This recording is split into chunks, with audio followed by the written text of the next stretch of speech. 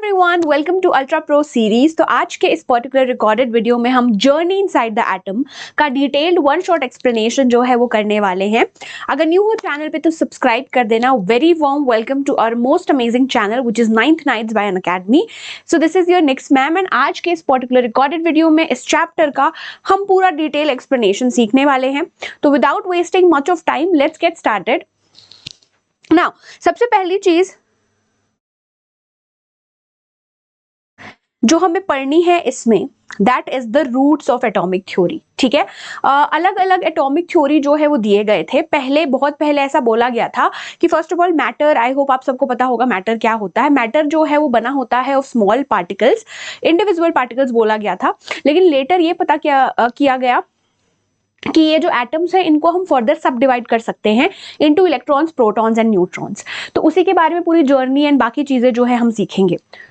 सबसे पहले talking about the roots of atomic theory, सबसे पहले महर्षि कन्नड़ा जो थे उन्होंने मैटर को एक स्पेसिफिक नाम से बुलाते थे जो कि है द्रव्य। अगर आप इसको डिवाइड करोगे रिपीटेडली तो आप एक स्टेज पे पहुंचोगे where you would encounter the smallest particles that can no longer be divided.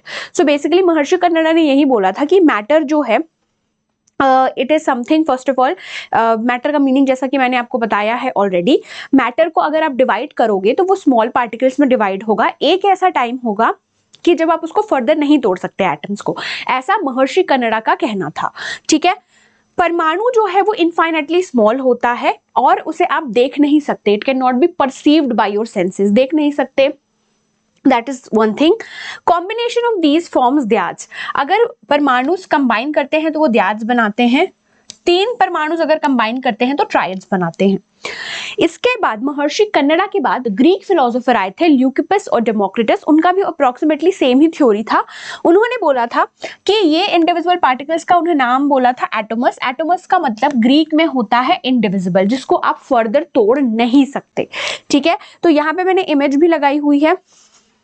He is महर्षि कन्नड़ा। ठीक है, and they are Leucippus and Democritus. तो इनकी सिमिलर थ्योरी थी, सेम कहना था कि भाई एटम्स जो है वो इंडिविजिबल होते हैं। इनका यही कहना था एटम्स जो हैं वो इंडिविजिबल होते हैं, एटम्स को आप और फर्दर नहीं तोड़ सकते हो। ठीक है, नाउ नेक्स्ट जो हमें पढ़ना है that is Dalton's atomic theory. Dalton's atomic theory में जो आपके सारे पोस्टुलेट्स दिए हुए हैं वो सही नहीं है, एक एक करके हम डिस्कशन करेंगे। सबसे पहला है 1808 में जॉन डेल्टन ने अपनी एटॉमिक थ्योरी दी। ये बेस्ड था ऑन साइंटिफिक एक्सपेरिमेंट्स जो कि किए गए थे उस टाइम। उन्होंने प्रपोज किया कि मैटर जो है वो इंडिविजुअल पार्टिकल से बना हुआ है। इस इंडिविजुअल पार्टिकल का नाम उन्होंने क्या दिया? एटम्स, है ना। हालांकि हमें पता है इस पर्टिकुलर चैप्टर में ही मैं आपको पढ़ाऊंगी कि एटम्स को हम फर्दर तोड़ सकते हैं तो वो इंडिविजिबल नहीं है। ठीक है, दैट इज एटम्स जो हैं वो fundamental building blocks of matter होते हैं which can not be broken down into smaller parts. Dalton's atomic theory first scientific description था कि कैसे मैटर बना होता है। ये स्टार्टिंग पॉइंट बन गया for correct understanding of atomic structure. So ये बेसिकली स्टार्टिंग पॉइंट है for understanding the atomic structure. हालांकि जैसा कि मैंने मेंशन किया सारे पॉइंटर्स इसमें सही नहीं है। इन्होंने ऐसा ये भी बोला था in the Dalton's atomic theory atoms of same element have identical mass, right. But यहाँ पे अगर मैं बात करूं आइसोटोप्स के बारे में, ठीक है, आइसोटोप्स क्या होते हैं? एटम्स ऑफ सेम एलिमेंट होते हैं, राइट, जिनका सेम एटॉमिक नंबर होता है लेकिन डिफरेंट मास नंबर होता है, राइट। जैसे कि for example C12, C13, C14 carbon के 3 आइसोटोप्स हैं। तीनों का एटॉमिक नंबर सेम है लेकिन मास नंबर डिफरेंट है। कार्बन एलिमेंट ही तो है ये। सो सारे पॉइंटर्स जो आपके डेल्टन्स एटॉमिक थ्योरी में दिए गए थे वो सही नहीं है। एक और इसमें पॉइंटर था कि जो एलिमेंट्स है वो मतलब एटम्स ऑफ एलिमेंट्स जो हैं वो कंबाइन करते हैं फिक्स्ड नंबर रेशियो में, होल नंबर रेशियो में कंपाउंड्स बनाने के लिए। लेकिन ये जो whole number ratio, fixed number जो है एप्लीकेबल नहीं है जब हम बायोमोलिक्यूल्स, कार्बोहाइड्रेट्स के बारे में बात करते हैं। ठीक है, तो सबसे पहले जो चीज डिस्कवरी में हमें पढ़नी है that is J Thomson's experiment. So basically J Thomson ने एक एक्सपेरिमेंट किया था जिसकी मदद से इलेक्ट्रॉन डिस्कवर हुआ था। तो वहां पे तो ये पॉइंटर जो है वो रॉन्ग प्रूव हो गया। राइट तो जे थॉमसन ने स्टडी किया conduction of electric current through gases at low pressure. उन्होंने एक ग्लास ट्यूब लिया। ग्लास ट्यूब जो है एक सिलेंड्रिकल ट्यूब है जिसका नाम उन्होंने डिस्चार्ज ट्यूब दिया, जिसमें दो इलेक्ट्रोड्स हैं, कैथोड और एनोड। कैथोड जो है वो नेगेटिव इलेक्ट्रोड होता है, एनोड जो है वो पॉजिटिव इलेक्ट्रोड होता है। अब उन्होंने ये ग्लास ट्यूब लिया जिसमें दो इलेक्ट्रोड्स लगाए और हाई वोल्टेज लगाया, तो उन्होंने देखा कि रेज निकल रही थी और वो कैथोड से एनोड के टूवर्ड्स जा रही थी। This is how it looks like. ठीक है, कि उन्होंने बेसिकली एयर लिया at low pressure, high voltage लगाया, ये पूरे हाई वोल्टेज लगाया, इसको स्विच को ऑन किया। जब उन्होंने ये चीज की, उन्होंने देखा कि जो रेज है वो कैथोड से लेके एनोड के टुवर्ड्स जा रही थी। अब कैथोड जो है वो नेगेटिव इलेक्ट्रोड है, एनोड जो है वो पॉजिटिव इलेक्ट्रोड है, मतलब कि इस कैथोड में कुछ ऐसे stream of negatively charge particles तो होंगे ना जो कैथोड से एनोड के टुवर्ड्स जा रहे हैं। Like charges repel each other, जो अनलाइक चार्जेस होते हैं या ऑपोजिट चार्जेस होते हैं वो अट्रैक्ट होते हैं, मतलब ये डेफिनेटली नेगेटिव है तो ये पॉजिटिव की टुवर्ड्स जा रहा है, राइट। सो ये कैथोड रेज को उन्होंने पढ़ा इलेक्ट्रिक और मैग्नेटिक फील्ड में और ये कंक्लूड किया कि ये streams of negatively charge particles हैं और इनका मास काफी कम है then atoms. Now it was found कि जो नेचर ऑफ कैथोड रेज है वो किस पे डिपेंड नहीं करता, इंडिपेंडेंट का मतलब होता है वो डिपेंड नहीं करता ऑन मटेरियल ऑफ कैथोड और गैस जो भी आपने ली है in the cathode ray tube. ये जो आपको सिलेंड्रिकल ट्यूब दिख रही है यही है आपकी डिस्चार्ज ट्यूब। ठीक है, इट शोड दैट इलेक्ट्रॉन्स जो है वो फंडामेंटल कंपोनेंट है सारे एटम्स का, जो कि हर एलिमेंट में प्रेजेंट होता है। मतलब कि अभी जो हमने पढ़ा कि एटम्स जो हैं इनडिविजिबल हैं, ये तो पॉइंटर गलत हो गया ना भाई, एटम के अंदर इलेक्ट्रॉन है, राइट। यस, फंडामेंटल पार्ट है। चार्ज ऑफ इलेक्ट्रॉन जो है -1.6 इंटू 10⁻⁹ कूलम होता है। अभी -1 लिया गया है कन्वीनियंस और कन्वेंशन के लिए। ठीक है, तो ये बेसिकली थी आपकी discovery of electron. Now discovery of electron, electron तो आपका नेगेटिवली चार्ज सबएटॉमिक पार्टिकल है, एक पॉजिटिवली चार्ज सबएटॉमिक पार्टिकल भी है जो कि है बेसिकली आपका प्रोटॉन। ठीक है, जो कि है आपका प्रोटॉन। प्रोटॉन जो है वो डिस्कवर किया गया है बाय यूगेन गोल्डस्टीन। ठीक है, सो यूगेन गोल्डस्टीन ने जब ये एक्सपेरिमेंट किया था तो उन्होंने परफोरेटेड कैथोड लिया था। परफोरेटेड का मतलब होता है cathode which has holes in it. ठीक है, होल्स इन इट, एक ऐसा cathode which has holes in it. ठीक है, नाउ अब हमें समझना है कि भाई ये इलेक्ट्रॉन्स और प्रोटॉन्स कैसे अरेंज्ड हैं एटम में, है ना। वो अब नेक्स्ट क्वेश्चन है कि भाई इलेक्ट्रॉन की डिस्कवरी हो गई, प्रोटॉन की डिस्कवरी हो गई। यूगेन गोल्डस्टीन ने जब प्रोटॉन डिस्कवर किया उन्होंने देखा कि जो रेज है वो कहां से कहां जा रही है, एनोड से कैथोड की टुवर्ड्स, राइट। पहले वाले में कैथोड से एनोड की टुवर्ड्स पॉजिटिवली चार्ज पार्टिकल्स थे, एनोड से कैथोड की टुवर्ड्स, राइट। अब जो नेक्स्ट मॉडल आया वो है थॉमसन्स प्लम पुडिंग मॉडल, जो थोड़ा बहुत जो है इलेक्ट्रॉन्स और प्रोटॉन्स का अरेंजमेंट समझाता है, हालांकि ये भी गलत है। So basically Thomson's plum pudding model में ये बोला गया, आप इसको समझो इस एग्जांपल से कि आपने वाटरमेलन कट किया, स्लाइस ऑफ वाटरमेलन। तो जो आप देखोगे जो गोल से आपने वाटरमेलन कट किया है या फिर ऐसा कट किया है, जो रेड वाला एडिबल पार्ट है जिसे आप खा सकते हो वो आपका पॉजिटिवली चार्ज स्फीयर है, पॉजिटिवली चार्ज्ड स्फीयर। और ये जो ब्लैक सीड्स आपको दिख रहे हैं इसमें इलेक्ट्रॉन्स डिस्ट्रीब्यूटेड होते हैं, या आप कह लो इलेक्ट्रॉन्स एम्बेडेड होते हैं। इलेक्ट्रॉन्स डिस्ट्रीब्यूटेड होते हैं या तो फिर इलेक्ट्रॉन्स एम्बेडेड होते हैं, या कि आपने खीर खाई होगी, पुडिंग खाई होगी। तो जो जब आप खीर बनाते हैं जो व्हाइट वाला पार्ट होता है एडिबल पार्ट है ना, राइस और जो मिल्क से मिक्स हुआ एडिबल पार्ट होता है, वो पूरा आपका पॉजिटिवली चार्ज स्फीयर है जिसमें आपने रेजिन्स या कोई ड्राई फ्रूट्स डाले, वो आपका इलेक्ट्रॉन्स है। तो यही थॉमसन्स प्लम पुडिंग मॉडल ने ये समझाया कि स्फीयर ऑफ एटम जो है वो स्फीयर ऑफ पॉजिटिव चार्ज होता है जिसमें इलेक्ट्रॉन्स डिस्ट्रीब्यूटेड होते हैं थ्रू इट। ये मॉडल को कंपेयर किया गया with a pudding with plums, इसलिए इसका नाम पड़ा प्लम पुडिंग मॉडल, या फिर आप वाटरमेलन के कॉन्सेप्ट से भी समझ सकते हो। A more familiar picture would be that of a watermelon where red pulp जो रेड वाला पार्ट है वो पॉजिटिवली चार्ज मैटर को रिप्रेजेंट करता है, सीड्स जो हैं रिप्रेजेंट करते हैं इलेक्ट्रॉन्स को थ्रू आउट द एटम।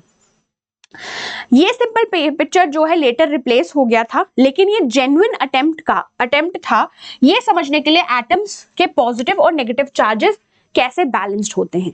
अब जैसा कि मैंने आपको मेंशन किया है ऑलरेडी, इलेक्ट्रॉन जो है वो नेगेटिवली चार्ज पार्टिकल होता है, प्रोटॉन जो है वो पॉजिटिवली चार्ज पार्टिकल होता है। जितना प्लस होगा उतना माइनस होगा, अगर मेरे पास +20 है उतना -20 होगा, है ना, तभी तो एक एटम जो है वो न्यूट्रल होगा, एक एटम जो है न्यूट्रल एटम होगा। लेकिन ये बात तो पूरी सही नहीं थी। अब मैं ये क्यों बोल रही हूँ कि भाई थॉमसन प्लम पुडिंग मॉडल सही नहीं है, क्योंकि ये गलती जो है वो पकड़ी गई by alpha particle scattering experiment. दोबारा एक बार मैं आपको और दिखा देती हूँ। सो प्लम पुडिंग मॉडल में इसको आप और अच्छे से समझ सकते हो by taking example of watermelon, है ना। तो ये जो रेड वाला पार्ट है वो आपका स्फीयर ऑफ पॉजिटिव चार्ज है, इसमें आपको जो ब्लैक सीड्स दिख रहे हैं वो आपके इलेक्ट्रॉन्स हैं, ठीक है। नाउ नेक्स्ट जो हमें पढ़ना है, जो कि ये थॉमसन प्लम पुडिंग मॉडल को गलत बताया है, which is your gold foil experiment. So 1911 में गीगर और मार्स्टन जो कि स्टूडेंट थे, अर्न्स्ट रदरफोर्ड के अंडर काम कर रहे थे, उन्होंने थॉमसन प्लम पुडिंग मॉडल को टेस्ट किया। अब उन्होंने जब टेस्ट किया तो क्या लगता है भाई, गलत चीजें पकड़ी होंगी या सही? ऑब्वियसली गलत चीजें पकड़ी होंगी, तभी तो फिर रदरफोर्ड मॉडल आया, राइट। सो अर्न्स्ट रदरफोर्ड ने टेस्ट किया थॉमसन मॉडल ऑफ एटम को, जो कि जाना जाता है as famous gold foil experiment, और अर्न्स्ट रदरफोर्ड को क्रेडिट दिया जाता है न्यूक्लियस की डिस्कवरी के लिए। याद रखना, अर्न्स्ट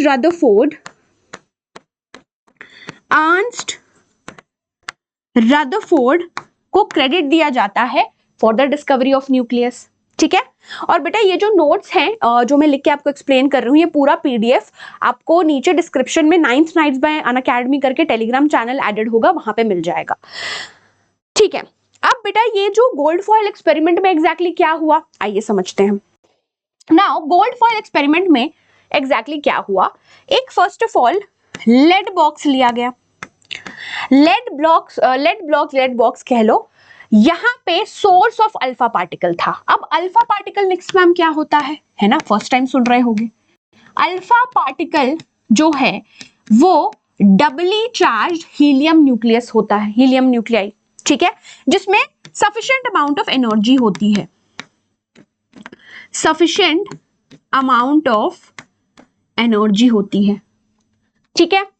अब यहाँ पे एग्जैक्टली क्या हुआ बच्चे कि अल्फा पार्टिकल्स इस लेड ब्लॉक से निकल रहे थे और इसको हिट कराया गया टू गोल्ड फॉइल। अब गोल्ड फॉइल क्यों लिया गया, बिकॉज उनको चाहिए था कि जो शीट है बहुत पतली हो, एज थिन एज पॉसिबल, और गोल्ड जो है is one of the most malleable metal. Malleable metal का मतलब क्या होता है कि ऐसी प्रॉपर्टी होती है मेटल की जिसकी मदद से यू कैन बीट इट और आप उसको थिन शीट में कन्वर्ट कर सकते हो, ठीक है। तो अब ये जो अल्फा पार्टिकल्स है गोल्ड फॉइल को हिट कर रहे हैं, कुछ तो ऑब्जर्वेशन देखने को मिलेगा गाइस। अब जो एक्चुअल में होना चाहिए था उसका उल्टा हो गया। अब ये अल्फा पार्टिकल्स गोल्ड फॉइल को हिट कर रहे हैं और एग्जैक्टली भाई कौन सीधा जा रहा है, कौन इधर जा रहा है, कौन उधर जा रहा है, कौन वापस जा रहा है, वो हमें कैसे पता चलेगा? उसके लिए एक डिटेक्टर लगाया गया यहाँ पे। उसके लिए यहाँ पे ये ब्लू कलर का जो आपको दिख रहा है वो डिटेक्टर लगाया गया। अब इससे हमें क्या देखने को मिला? ऑब्जर्वेशन बहुत इंपॉर्टेंट। थॉमसन्स मॉडल के अकॉर्डिंग पॉजिटिव चार्ज जो है वो पूरा एटम में स्प्रेड है।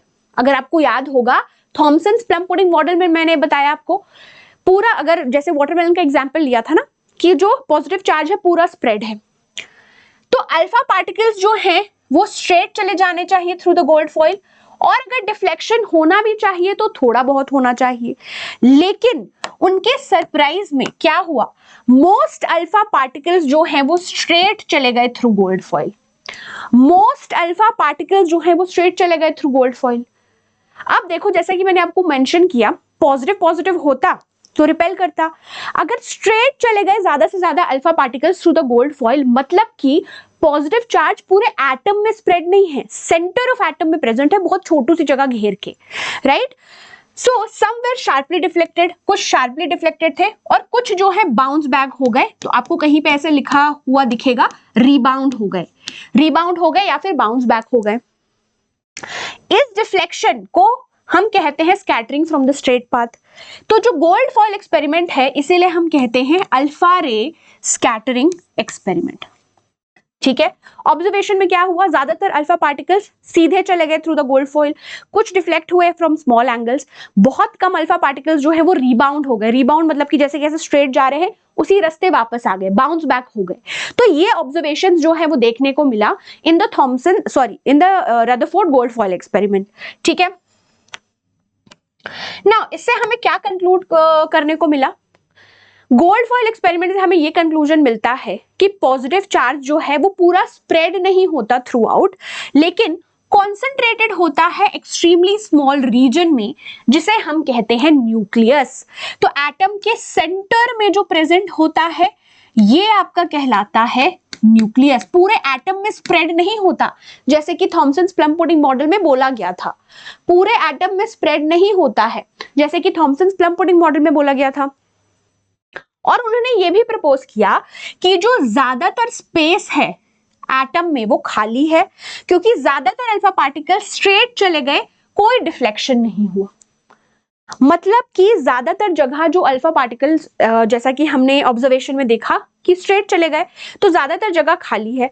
न्यूक्लियस डेंस है, उसमें सारा पॉजिटिव चार्ज प्रेजेंट होता है और मास ऑफ एटम उसी में ही होता है।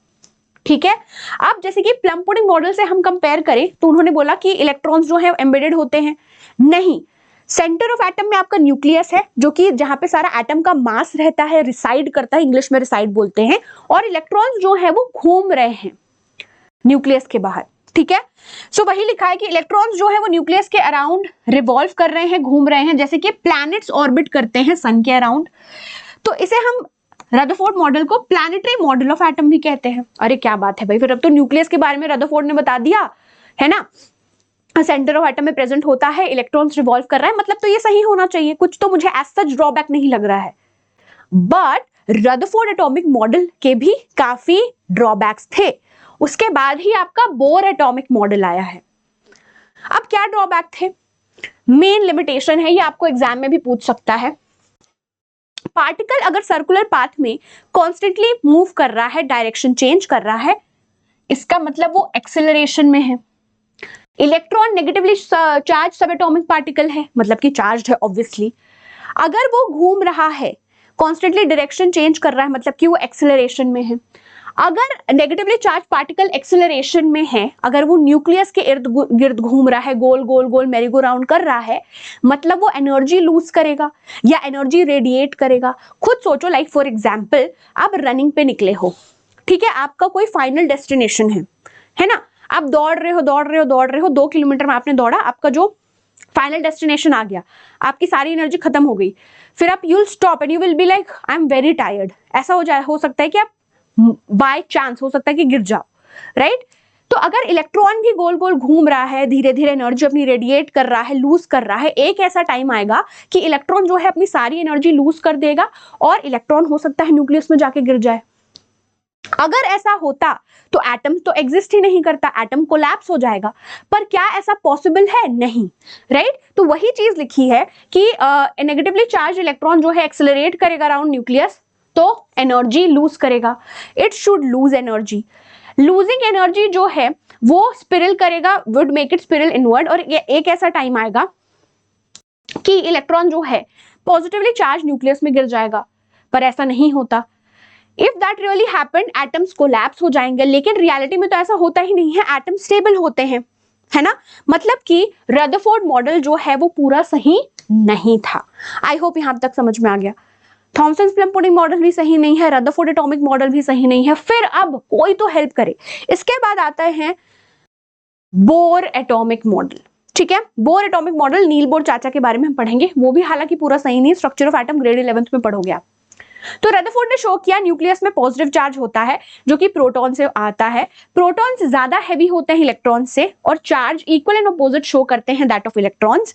और एक और चीज, जो आपका न्यूक्लियस होता है, प्रोटॉन्स और न्यूट्रॉन्स दोनों ऐड करके हम मास नंबर कैलकुलेट करते हैं। अब न्यूट्रॉन क्या है, इसका बहुत ज्यादा डिटेलिंग में नहीं जाएंगे अभी, ठीक है। ये आपका न्यूट्रल सब एटॉमिक पार्टिकल है। न्यूट्रल सब एटॉमिक पार्टिकल है, ठीक है।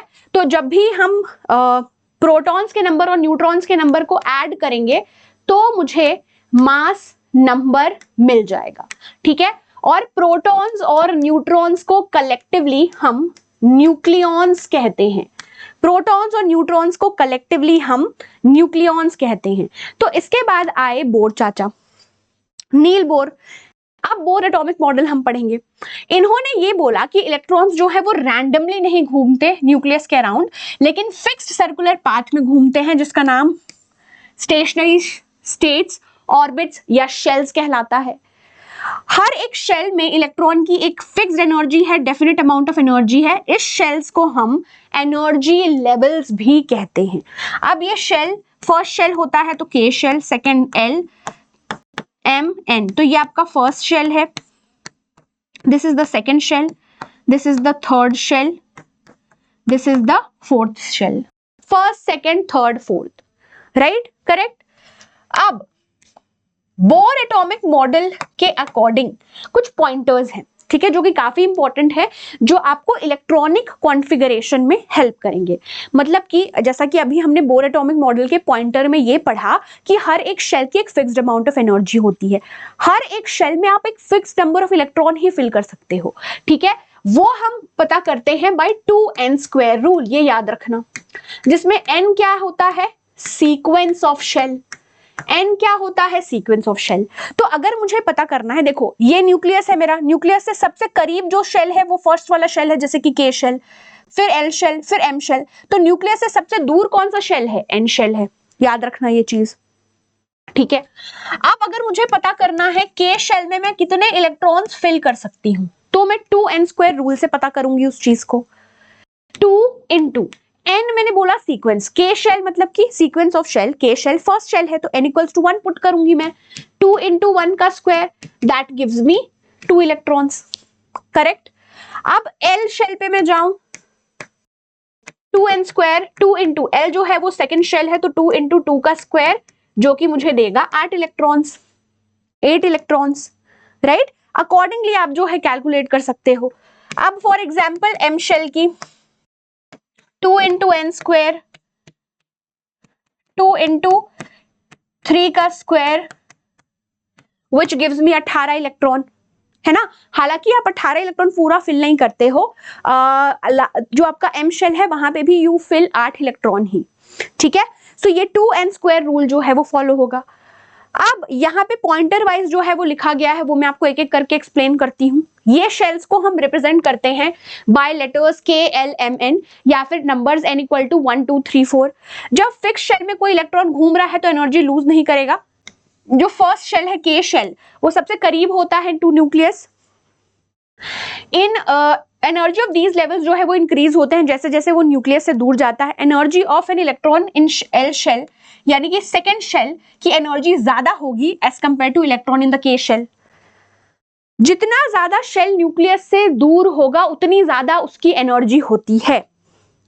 अब इलेक्ट्रॉन जो है अगर उसको दूसरे शेल में जाना है, फर्स्ट शेल से सेकेंड शेल में जाना है, दो तरीके से कर सकता है, एब्जॉर्ब करके एनर्जी या फिर रिलीज करके एनर्जी, जो कि इक्वल होता है to the difference between energies of two levels, ठीक है। यस, ये आपका बोर एटॉमिक मॉडल है, ठीक है। अब मैंने आपको एक चीज ऑलरेडी मेंशन करके बता दी है, 1932 में जेम्स चैडविक ने डिस्कवर किया था। He was also a student of Hans Rutherford. उन्होंने एक सब एटॉमिक पार्टिकल जो है वो डिस्कवर किया था जिसका मास ऑलमोस्ट जो है प्रोटॉन के बराबर था, पर इसमें कोई इलेक्ट्रिकल चार्ज नहीं होता, ठीक है। और इसको हम सिंबल n से डिनोट करते हैं। पहले भी मैंने मेंशन किया है, प्रोटॉन्स एंड न्यूट्रॉन्स के लिए एक कलेक्टिव वर्ड है जिसे हम न्यूक्लियॉन्स कहते हैं, ठीक है। अब जो नेक्स्ट चीज हमें पढ़ना है that is atomic number, mass number, isotopes and isobars. इसके बारे में डिस्कशन करते हैं, ठीक है। तो उसको पढ़ने से पहले हाँ, सिंबल ऑफ एलिमेंट, ठीक है। सो केमिस्ट्री में बेसिकली आपने थोड़ा बहुत आपको आइडिया होगा कि एलिमेंट्स को जनरली हम सिंबल से रिप्रेजेंट करते हैं, जो कि आपका लैंग्वेज ऑफ केमिस्ट्री में आता है। अब फॉर एग्जांपल मुझे लिखना है कि मैग्नीशियम का रिएक्शन ऑक्सीजन के साथ हो रहा है, तो वो मैग्नीशियम ऑक्साइड बना रहा है, राइट। तो मैं पूरा स्टेटमेंट नहीं लिखूंगी, क्यों भाई, मेरे पास इतना टाइम नहीं है ना, तुम्हारे पास इतना होगा, राइट। आई मीन टू से the symbol of elements have made our job pretty easy, कि मैं सिंबल से रिप्रेजेंट कर दूं, या मुझे केमिकल इक्वेशन लिखना है, दोनों का सिंबल लिखा, जो कंपाउंड लिखा उसका फॉर्मूला लिखा, तो हमारा आधा काम हो गया, है ना। बैलेंसिंग वगैरह फिर आपका 10th में मैं आपको सिखाऊंगी, राइट। सो बहुत पहले, है ना, सबसे पहले जॉन डेल्टन ने सबसे पहले पिक्टोरियल सिंबल यूज किया था कि मुझे अगर हाइड्रोजन को रिप्रेजेंट करना है तो मैं ये ड्राइंग बनाऊंगी, लेड को ये, मर्क्यूरी के लिए Platina, gold, iron, carbon, oxygen, copper. तो ये भी तो थोड़ा डिफिकल्ट टास्क है भाई। अब ऐसा हमें कोई रूल चाहिए जिससे हम सिंबल लिख सके एलिमेंट का। ये हर एलिमेंट के लिए याद रखना भी बहुत ही डिफिकल्ट टास्क है, राइट, है ना। तो इसके बाद जो हम अभी सिंबल लिखते हैं वो आपका है बर्जीलियस सिस्टम ऑफ सिंबल्स, ठीक है। तो रूल के अकॉर्डिंग जो है सिंबल्स ऑलरेडी हैं जो आपको पता होने चाहिए। 1813 में बर्जीलियस ने सजेस्ट किया सिंबल ऑफ एलिमेंट्स जो है लैटिन नेम से डिराइव किया जाए, ठीक है। अब इनके भी कुछ सेट ऑफ रूल्स हैं। अगर कोई एलिमेंट है जिसमें सिर्फ एक लेटर उसके सिंबल में आएगा तो वो हमेशा कैपिटल लेटर होगा, जैसे कि फॉर एग्जांपल हाइड्रोजन। तो हाइड्रोजन एलिमेंट के में एक ही लेटर आता है सिंबल में, तो H लिखोगे। फर्स्ट लेटर अगर है तो वो हमेशा कैपिटल होगा। First letter of a symbol is always written as a capital letter, upper case. Second letter अगर है तो स्मॉल लेटर से लिखोगे, जैसे कि हाइड्रोजन को H लिखते हैं। एल्यूमिनियम में A कैपिटल L स्मॉल होगा, ऐसे नहीं लिखोगे एल्यूमिनियम का रिप्रेजेंटेशन। अगर ऐसा कोई एलिमेंट है जिसके सिंबल में दो लेटर्स हैं, फर्स्ट लेटर हमेशा कैपिटल लेटर होगा, सेकेंड लेटर जो है वो लोअर केस यानी कि स्मॉल लेटर होगा। जैसे कि for example magnesium, M capital G small, ऐसे नहीं लिखोगे आप, this is not correct, this is not correct, this one, ठीक है। कोबाल्ट के केस में C कैपिटल O स्मॉल होगा। अगर दोनों कैपिटल लिखोगे तो ये कार्बन मोनोऑक्साइड है। ये अभी भी बच्चे काफी 10th 11th में भी गलतियां करते हैं, ठीक है। सिंबल ऑफ सम एलिमेंट्स जो है वो फॉर्म हुआ है from first letter of a name and letters other than the second letter. For example chlorine जो है, क्लोरीन जो है इसमें फर्स्ट और थर्ड लेटर लिया गया है, तो यहाँ पे भी दो ही लेटर्स इन्वॉल्व हैं, C कैपिटल L स्मॉल लिखोगे। जिंक में Z कैपिटल N स्मॉल लिखोगे। दो लेटर्स अगर कहीं भी इन्वॉल्व हैं, first letter always has to be capital, second letter जो है always has to be small, ठीक है। कुछ ऐसे एलिमेंट्स हैं जो कि लैटिन नेम से उनका सिंबल डिराइव किया गया है, लाइक फॉर एग्जांपल सोडियम। तो पहली बार अगर मैं सोडियम लिखूं, और ये रूल मैं आपको नहीं बताऊंगी, तो जनरल कोई स्टूडेंट बोलेगा हम SO होना चाहिए इसका, नहीं, ये बेसिकली लैटिन नेम नेट्रियम से डिराइव किया गया है, ठीक है, जिसका सिंबल होना चाहिए Na, ठीक है। सो Na, आयरन जो है फ्रॉम फेरम, मर्क्यूरी हाइड्रोगायरम, ठीक है, टंगस्टन W फ्रॉम जर्मन वॉल्फ्रम। तो ये बेसिकली कुछ सेट ऑफ एलिमेंट्स हैं जो आपको NCERT आपका एक्सप्लोरेशन में दिया हुआ है। आपका सिंबल जो है एलिमेंट्स का आपको पता होना चाहिए। एल्यूमिनियम Al, ये argon, barium, boron, bromine, calcium, carbon, chlorine, cobalt, copper, fluorine, gold, hydrogen, iodine, iron, lead, magnesium, neon, nitrogen, oxygen, potassium, silicon, silver, sodium, sulphur, uranium, zinc. ये आपको याद होना चाहिए, ठीक है ना। जो नेक्स्ट चीज हमें पढ़नी है that is your distribution of electrons in different shells, जो कि मैंने आपको 2n² रूल में मेंशन किया था। अब ये हमें कैसे पता चलेगा कि भाई कितने इलेक्ट्रॉन्स हमें डिस्ट्रीब्यूट करना है, राइट। तो यहाँ पे हम समझेंगे एक चीज जो कि है आपका एटॉमिक नंबर, ठीक है, एक सेकेंड, हाँ, जो कि है आपका एटॉमिक नंबर। अब एटॉमिक नंबर क्या होता है ये पहले समझना जरूरी है। इसे हम Z से डिनोट करते हैं, ठीक है। हर एक एलिमेंट का एक फिक्स एटॉमिक नंबर है जो कि ऑलरेडी कैलकुलेटेड है, ठीक है। इसका मतलब होता है कितने नंबर ऑफ प्रोटॉन्स प्रेजेंट हैं इन न्यूक्लियस ऑफ एन एटम, ठीक है, इसे हम एटॉमिक नंबर कहते हैं।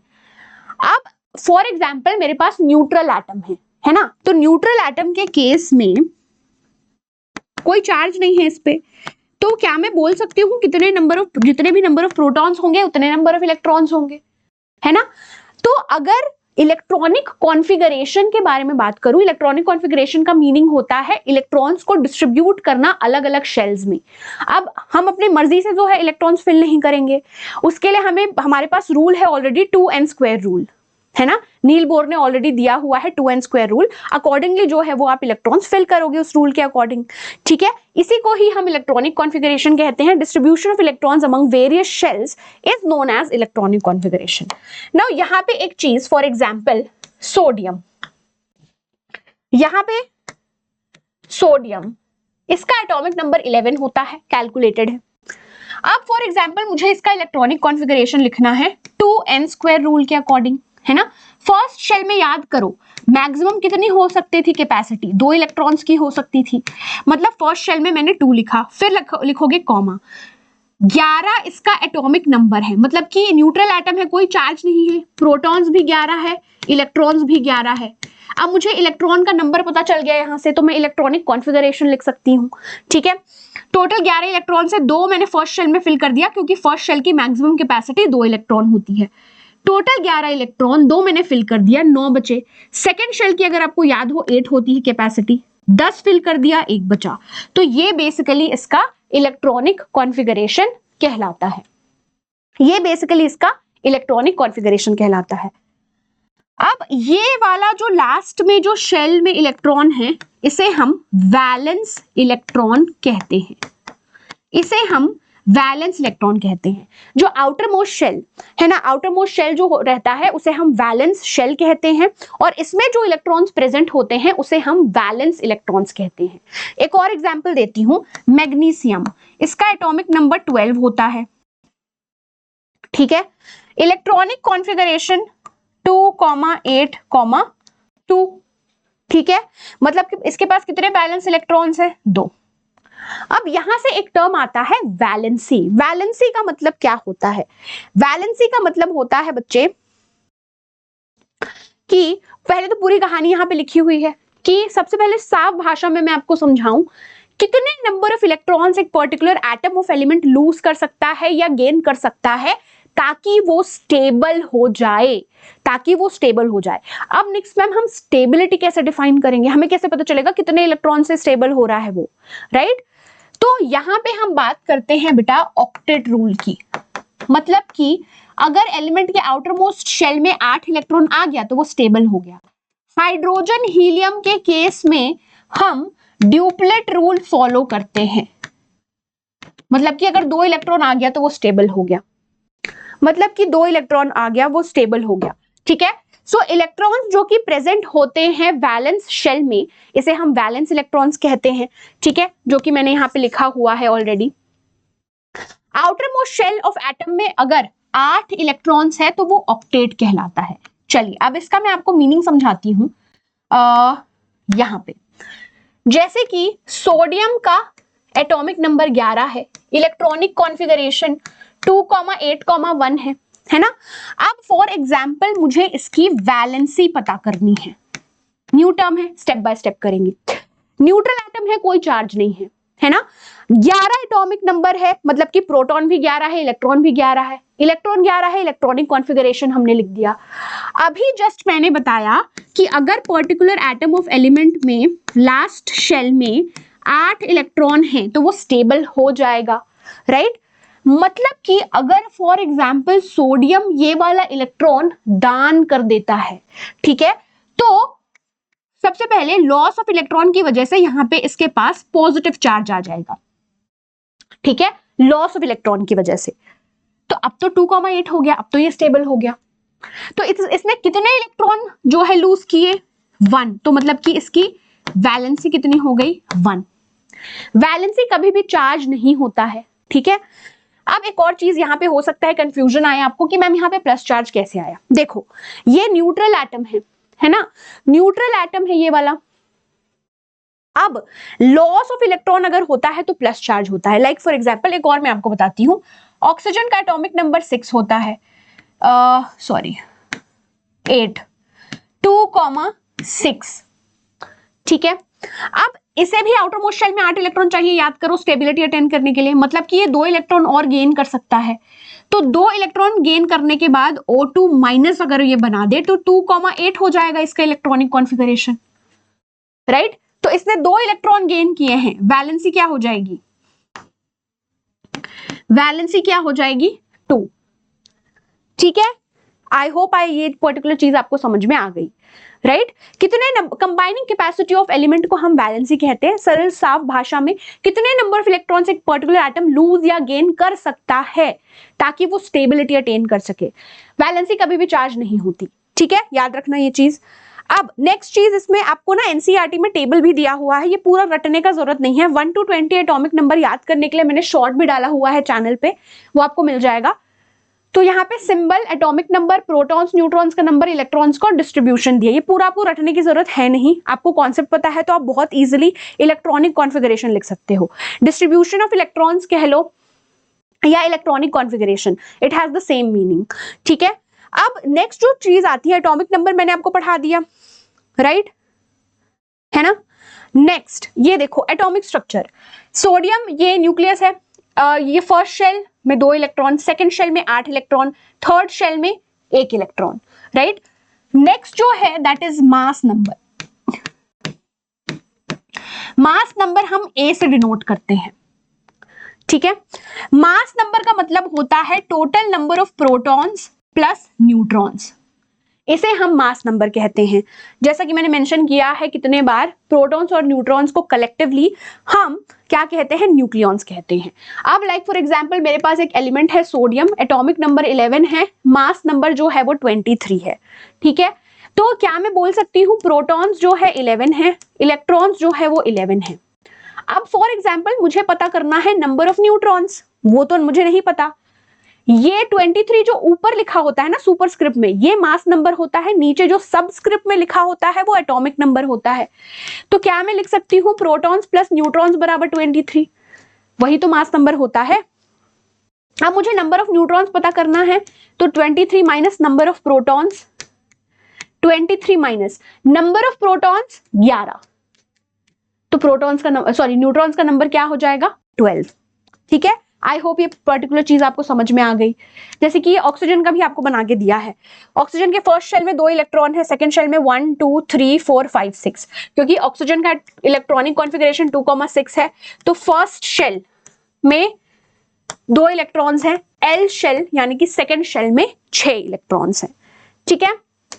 अब नेक्स्ट जो हमें चीज पढ़नी है इसमें, दैट इज आइसोटोप्स। आइसोटोप्स का मतलब क्या होता है, आइसोटोप्स का मतलब होता है atoms of same element, same element के एटम्स जिनका सेम एटॉमिक नंबर होता है लेकिन डिफरेंट मास नंबर होता है। Atoms with same atomic number but different mass numbers are called as isotopes.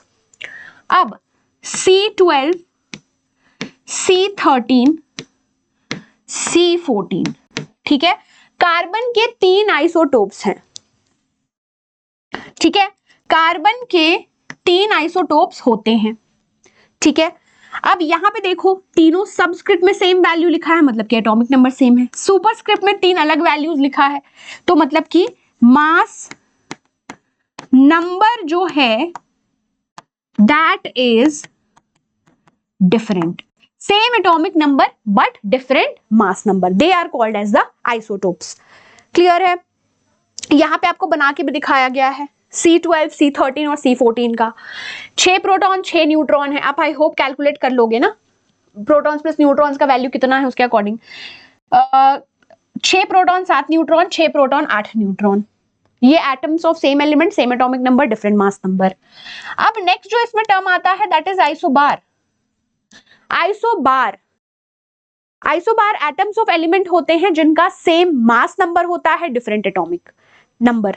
अब इसको इस तरीके से, बार मतलब वेट, तो ऐसे याद करें ना, same mass number different atomic number, ठीक है।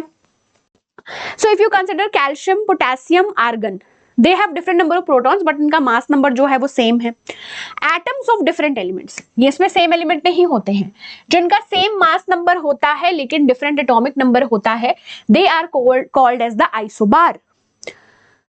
लेटर साइंटिस्ट ने ये भी डिस्कवर किया था कि बोर मॉडल जो है वो पूरा सही नहीं है, राइट।